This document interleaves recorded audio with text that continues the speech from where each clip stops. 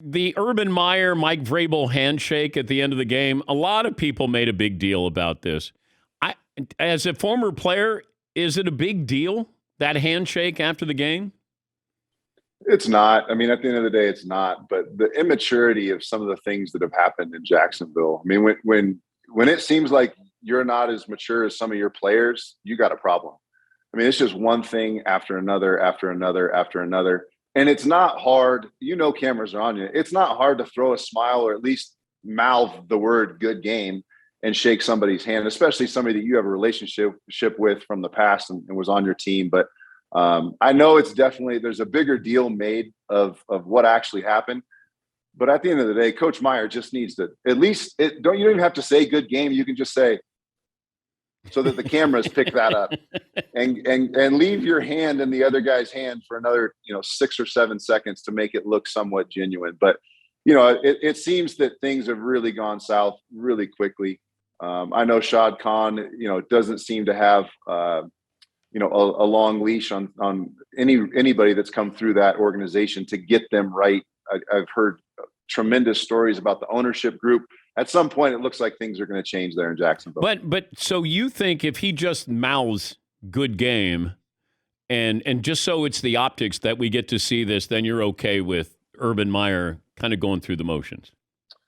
I look at everything through the quarterback's perspective and the organization's perspective. And from my viewpoint as the quarterback, and you're a rookie, and Trevor Lawrence then goes into his presser on Wednesday morning, and he's asked 7 questions about Urban Meyer and the distractions and the handshake. Trevor Lawrence needs to be focused on the Week 14 opponent. He does not need to be answering questions about his coach telling his staff they're losers, him not shaking a guy's hand after the game and just being professional. These are all distractions. These things add up, and especially when you have a rookie quarterback that's just trying to find his way and figure things out.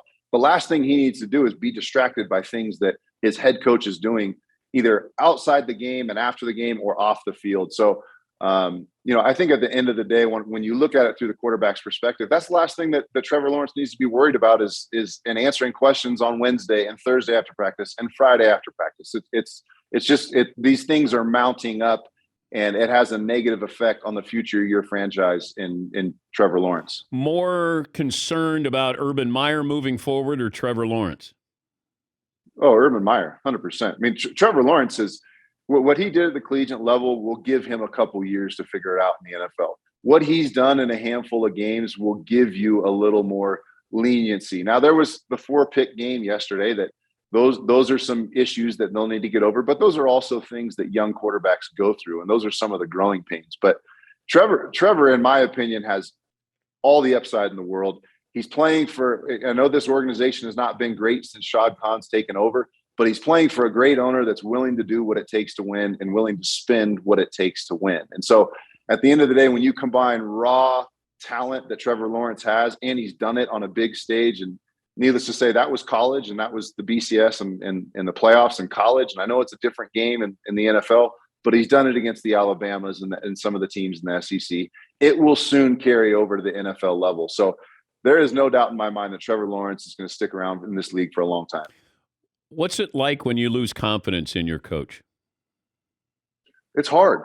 It's just, again, these are distractions.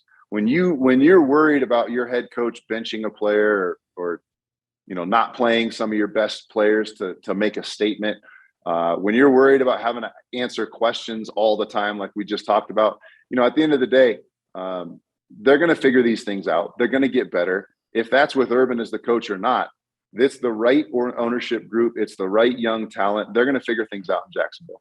But did you go through a period where you didn't trust your coach? I've been really fortunate. I played from Bruce Arians to Marvin Lewis to Pete Carroll.